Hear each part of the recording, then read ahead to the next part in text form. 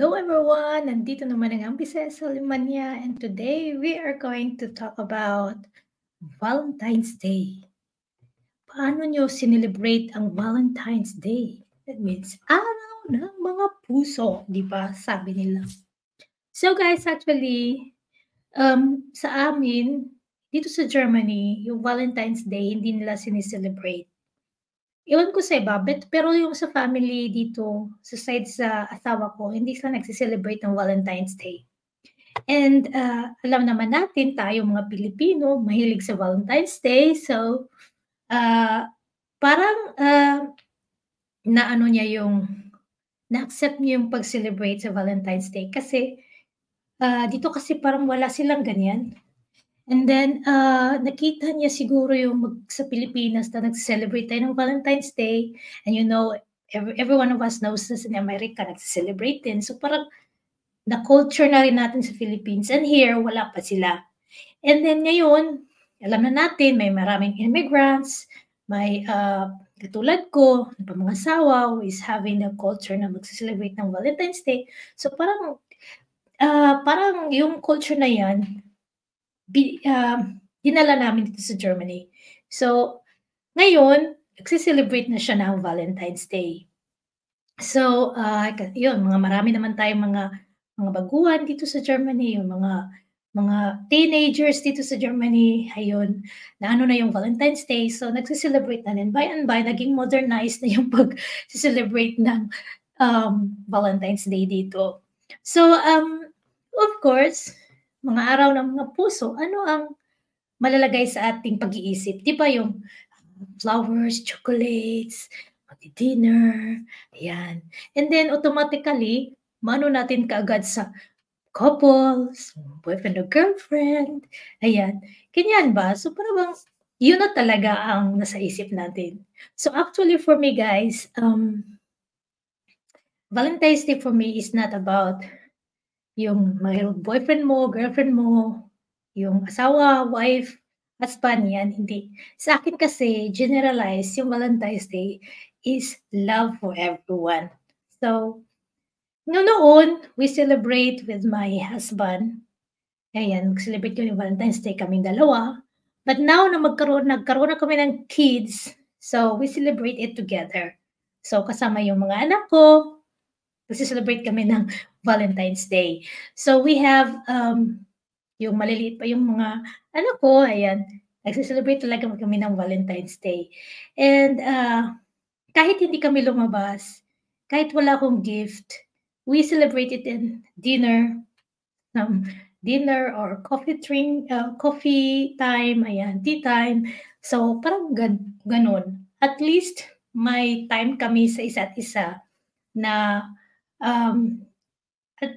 naging importante sila sa bahagi ng ating buhay or naging bahagi sila sa ating buhay. O, di ba tama ba yun?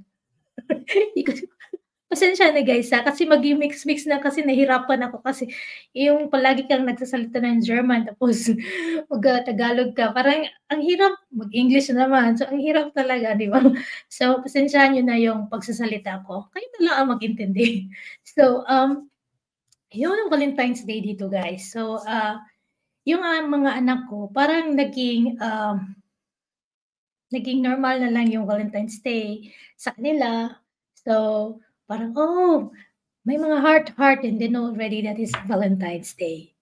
So, yung asawa ko, nagbibigay talaga yan ng flowers, but sabi ko talaga sa kanya, wag na yung mga bulaklak na yung parang bouquet kasi mahal-mahal noon. Tapos after 3 days, itatapon lang. So, sa akin, bilan mo na lang ako ng yung flower na sapat. Yun. Kasi matagal pa yung mamatay kaysa yung bouquet na after 3 days, wala na. Tapos ang mahal-mahal pa naman, di ba? So guys, pag na kayo, pag couple na kayo or married na kayo, parang nasasayangan kayo sa pera. Pero yung nag-e-enjoy pa kayo yung boyfriend, girlfriend mo, ayan, parang enjoy mo talaga. Ang ganda ng bouquet, di ba? Pero nung nagkaroon na kayo ng anak, married na kayo, parang hindi mo na yan maiisip ng ganyan. Ang maiisip mo lang ay sayang namang pera nito, tapos 3 days itatapon na lang. So, sabi ko talaga sa asawa ko, if you want to give me flowers, then just buy me a pot, flowers na nasa pot. Yung asawa ko before guys, actually yung asawa ko before, may mga cactus siya na mga plants dito sa bahay. And then, so, tapos, ayoko ng mga cactus kasi ano ang dami niyang cactus before guys. Pero sabi ko, ayoko ng mga cactus kasi parang dry yung ano, yung yung ano mo, yung yung area. Sabi ko sa kanya. Sabi niya, buti na yung cactus kasi kahit 5 days, 6 days na walang dilig, mabubuhay lang, sabi niya sa akin. Sabi ko, no! Tapos sabi ko, bili tayo ng yung may halaman talagang may green, di ba? Yung, hindi yung cactus. And then, ang ginagawa ko, hindi ko dinidiligan yung mga cactus. Hala, nag-ano sila, naubos lahat, guys.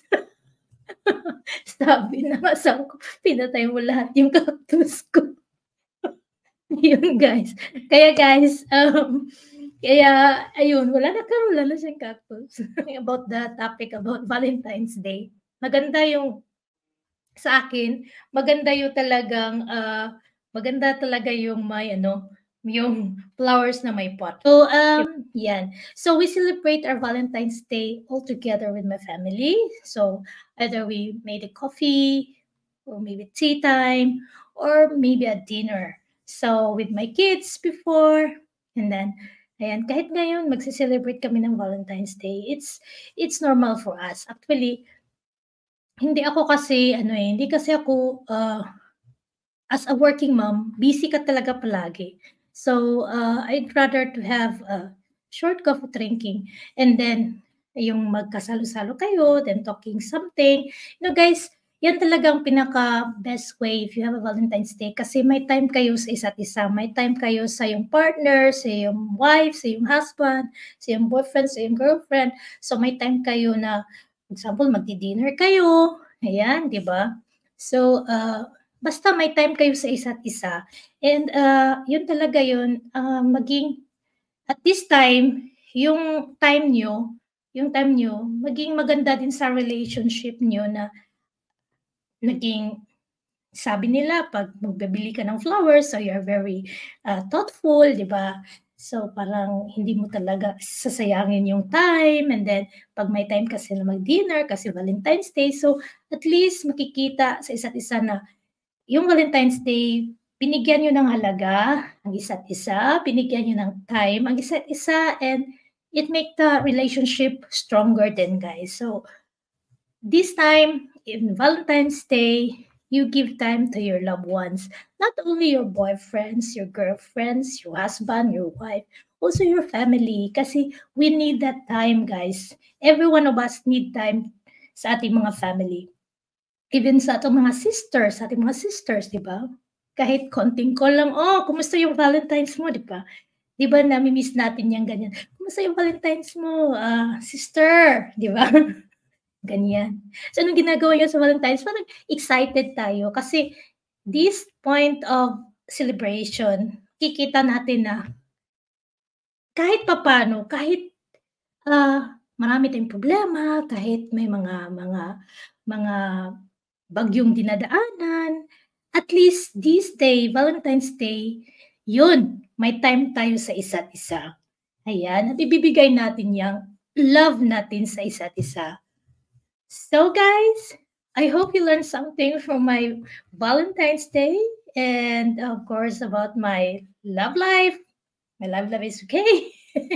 Yan, as a mother, as a working mom, as a wife, ayan, it's different. So guys, see you next time in our podcast. God bless everyone and see you soon for our next podcast.